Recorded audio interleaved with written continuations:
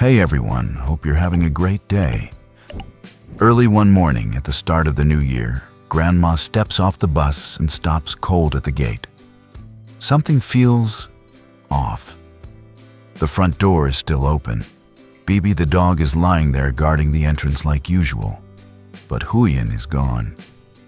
Just yesterday, Huyen told her herself to come early and help cut cabbage so they could hit the market first thing and start the year with good luck. But now there's no sign of her. She's not answering her phone and the house is strangely quiet. Grandma's worry starts to rise. Where would Huyen go before sunrise? Did something happen? Then from the chicken coop, a sudden burst of frantic clucking erupts, loud, chaotic, like an alarm. Grandma walks toward it and freezes.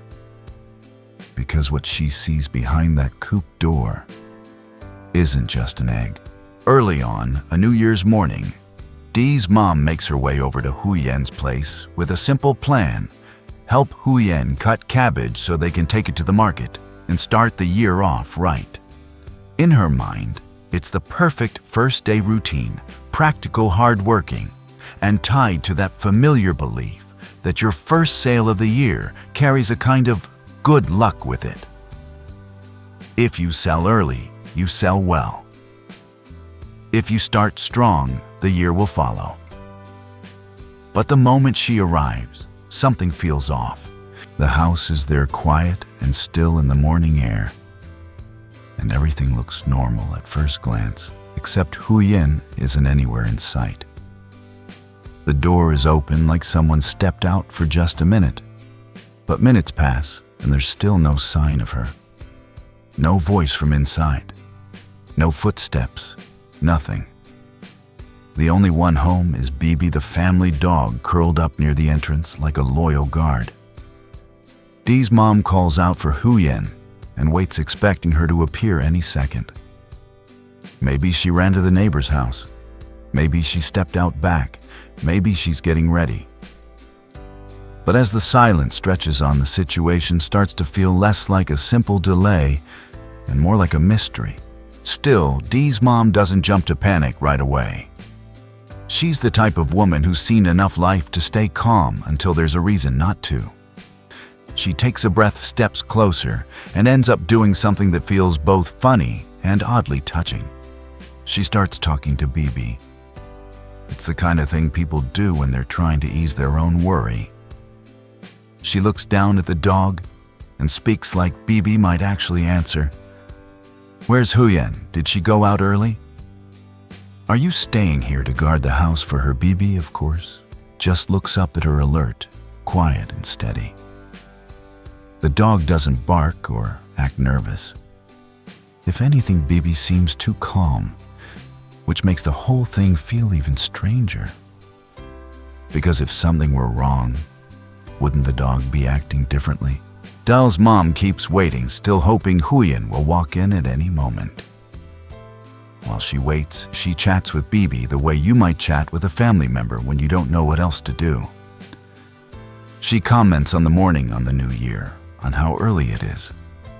She asks if Bibi has eaten yet, if Huyen fed her before disappearing.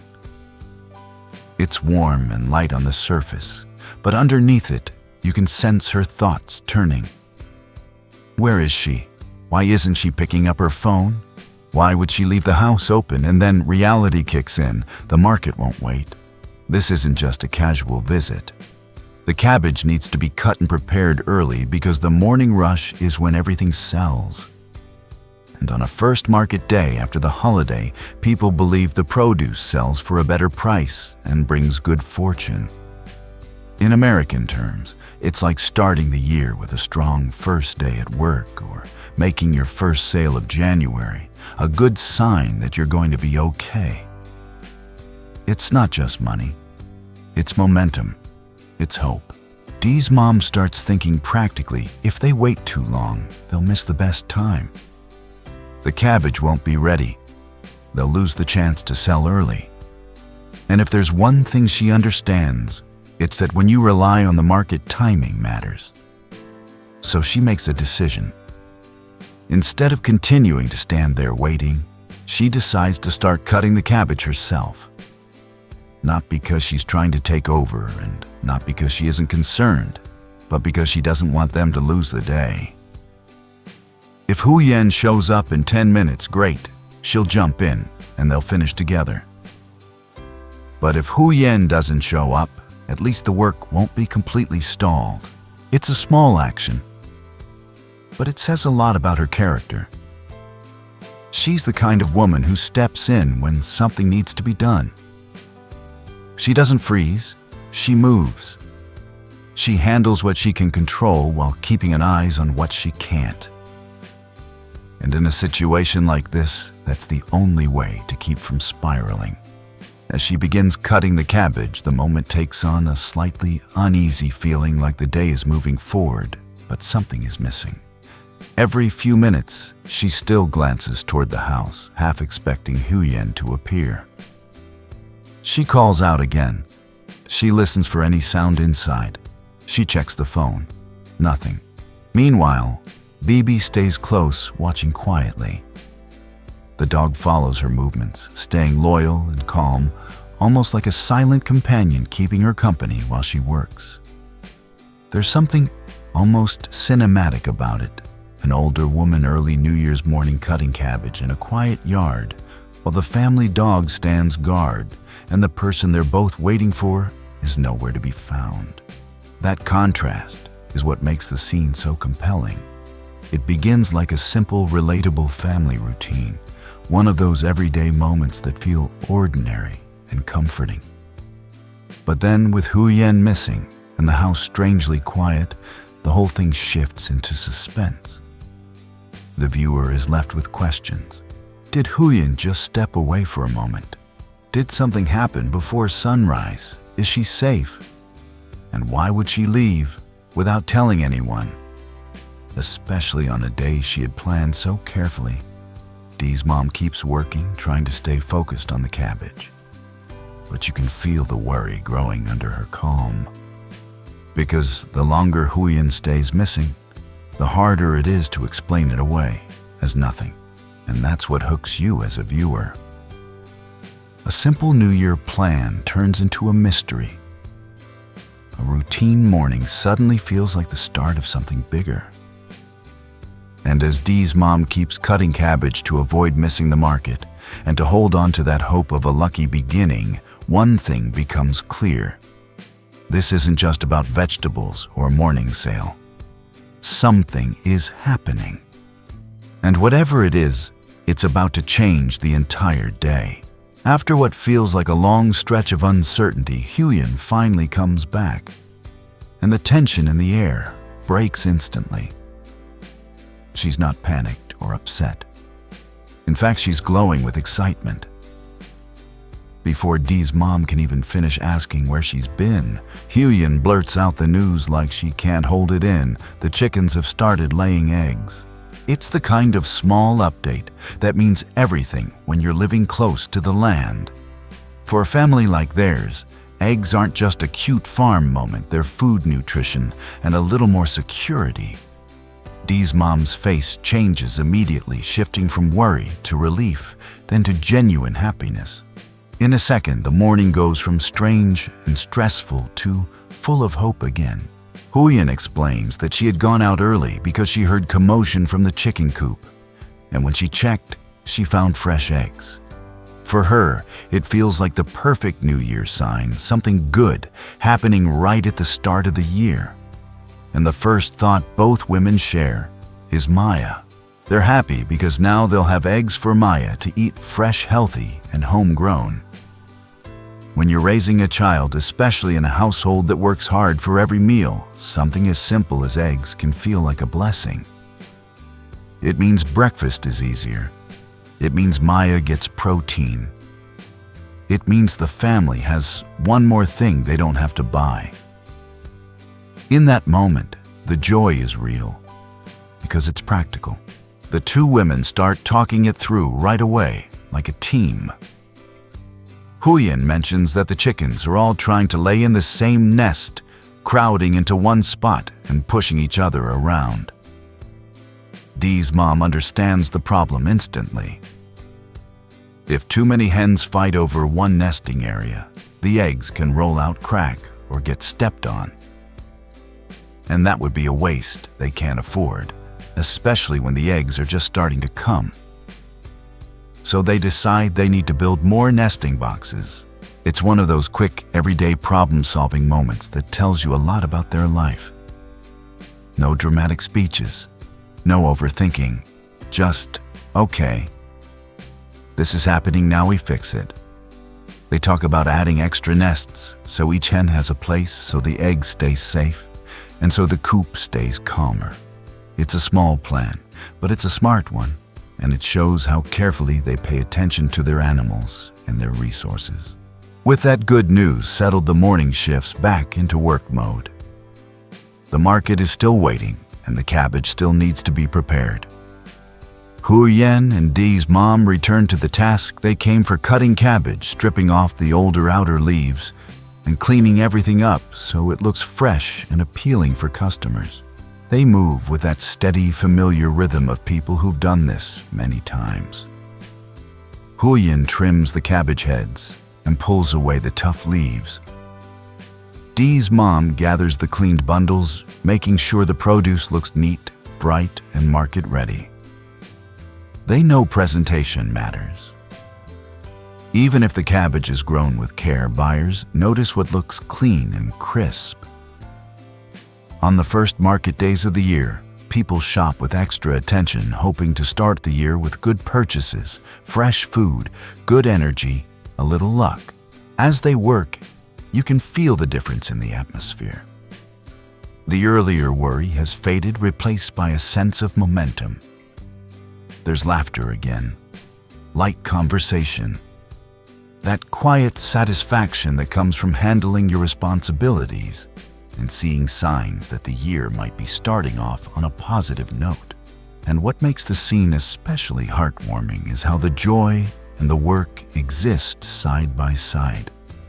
They're excited about the eggs, but they still have to cut cabbage.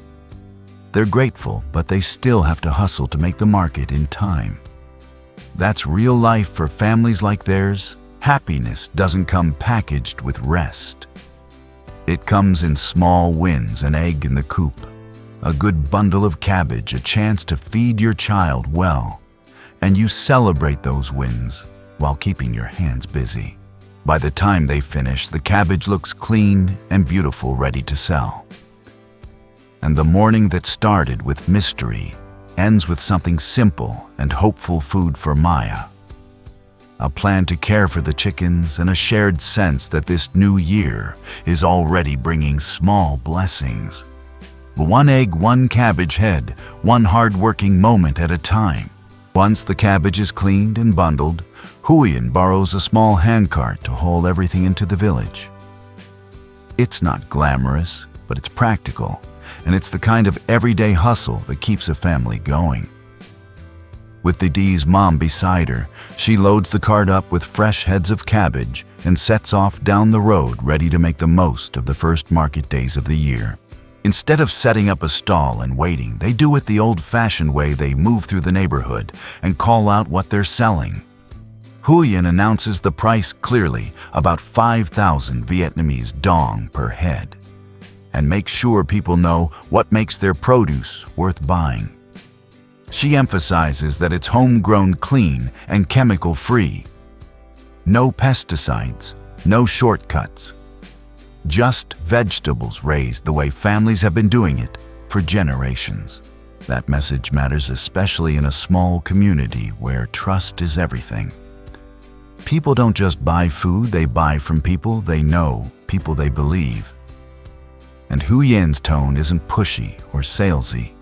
It's confident and straightforward, like she's saying, "This is what we grew with our own hands. If you want something healthy for your family, this is it." The response is better than they hoped. As they roll the cart through the village, neighbors start coming out. A few call them over, asking to pick through the cabbage heads. Others already know Huyen's produce and don't even hesitate. It becomes one of those surprisingly smooth mornings. where everything falls into place, the kind of day that feels like a small blessing. Head by head, the cabbage disappears from the cart, and the money adds up little by little. You can almost feel the relief in the way Huyen moves, like she's thinking, "We're going to be okay." Of course not. Everything sells perfectly. A handful of cabbage heads are left over, ones that are a little misshapen or have wormholes, the kind customers usually avoid when they have other options. But even those aren't wasted. Huyen and Dee's mom laugh it off and decide they'll bring them back home to feed the chickens. In a household like theirs, nothing gets thrown away if it can still be useful. The ugly cabbage might not be good for the market, but it's still a win, because the chickens will eat it, and healthy chickens mean more eggs. With most of the cabbage sold and only a few leftovers rattling in the cart, the mood turns light.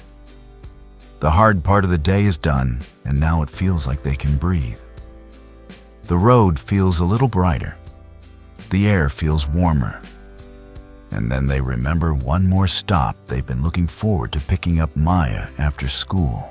On the way back, they roll the cart toward the school area. And when Maya spots them, her face lights up.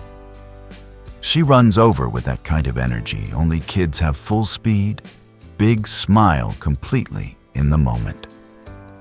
She greets Dee's mom with a cheerful hello, like she's excited not just to see her, but to be included in the day. Dee's mom responds with that soft affection grandparents and grandparent figures naturally have. And you can tell Maya feels safe with her.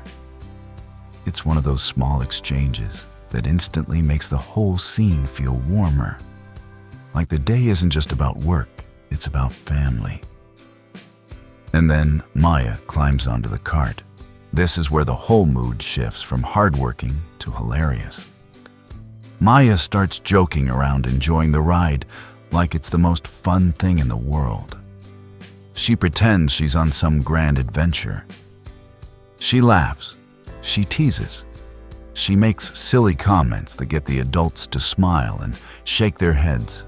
The cart becomes less like a tool for carrying vegetables and more like a little stage for Maya's personality to shine.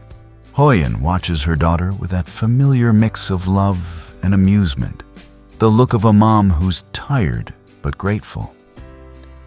Because no matter how hard the work is, seeing your child happy makes everything feel worth it. And Dee's mom, sitting nearby, can't help but laugh too. There's something contagious about Maya's joy. It fills the space. It turns a regular road home into a moment that feels like a memory. What's especially touching is how naturally this family balances struggle and sweetness. They spend the morning doing real labor, cutting cabbage, selling it one by one, pushing a cart through the village. That's not easy work. But they don't lose their warmth. They still joke. They still connect. They still find reasons to smile. And that's what makes their story resonate. It's not perfect, but it's real. By the time they head home, the cart is lighter, the day feels successful, and the atmosphere is filled with that cozy family humor that can't be faked. They didn't just sell vegetables, they shared a morning, solved problems together, and ended it with laughter and a little girl riding home like she's the queen of the village. And in that simple moment, fresh air, a nearly empty cart, Maya giggling, and the adults smiling, you can feel what this new year really represents for them, not just surviving, but living together. By the time they roll the cart back into the yard, the morning already feels like a win. The work is done, the cabbage is mostly gone, and the house is filled with that satisfying kind of quiet you get after a productive start. Huyen and Dee's mom step inside, set everything down, and do what every hard-working family does after a good sale. They count the money. It comes out to about 150,000 Vietnamese dong. It's not a fortune, but it doesn't have to be. For them, it's a strong first sale of the year, proof that the opening day luck is real. In American terms, it's that feeling of starting January with a solid first paycheck, or making your first sale after the holidays. It's a small win that feels bigger than the number because it carries hope. It says, we're starting the year on the right foot. Dee's mom smiles, proud and relieved.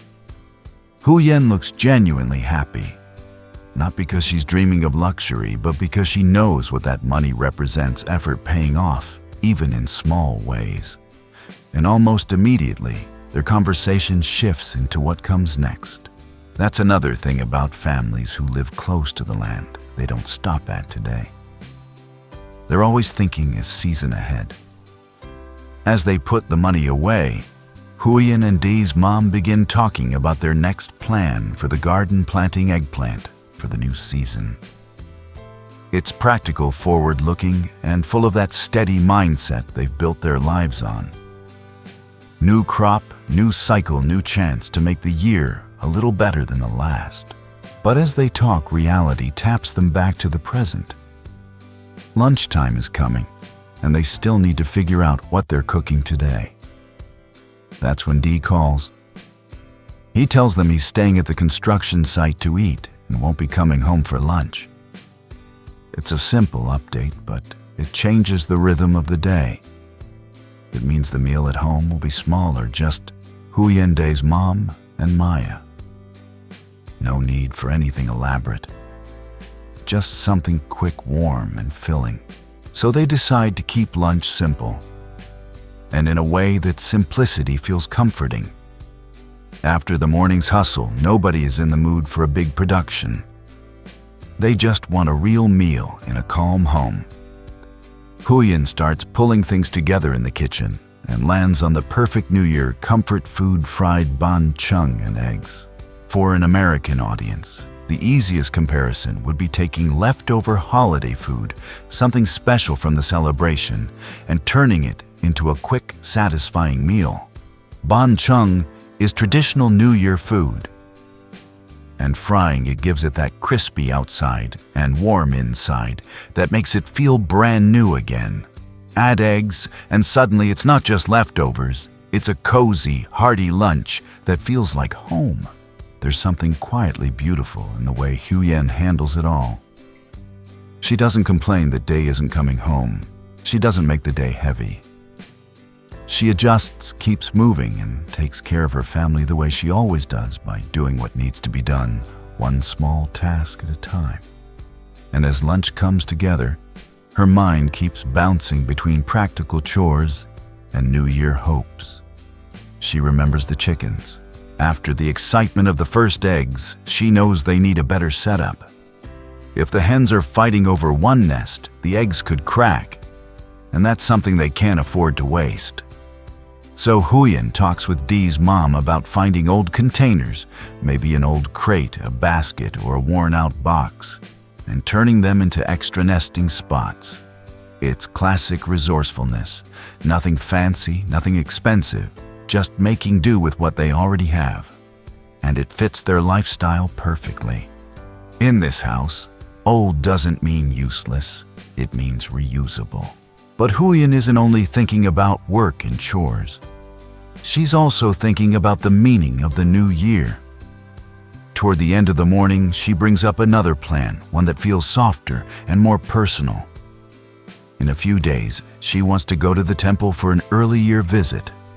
It's something many families do after Tet away to pray for peace, health, and good fortune in the months ahead. Even if you're not deeply religious, it's a moment of reflection, a reset. A quiet way of saying, please let this year be better. And Huyen doesn't want to go alone. She wants to bring Maya with her. That detail says a lot. Because it's not just about praying for luck. It's about teaching Maya tradition, giving her a sense of grounding, and letting her feel part of something bigger than daily routines. For Huyen, bringing Maya along isn't just a plan, it's a hope. A mother's hope that her child will grow up with stability, with meaning, and with memories that aren't defined by hardship. By the time lunch is nearly ready, the day has taken on this full lived-in feeling. They started with selling cabbage for a little New Year luck. They talked about planting for the next season. They adjusted to Dee being away at work. They made comfort food from what they had. They planned to build nesting boxes for the chickens. And they even looked ahead to a peaceful temple trip with Maya. It's not a dramatic day. It's not a big event. But it's exactly the kind of day that builds a life.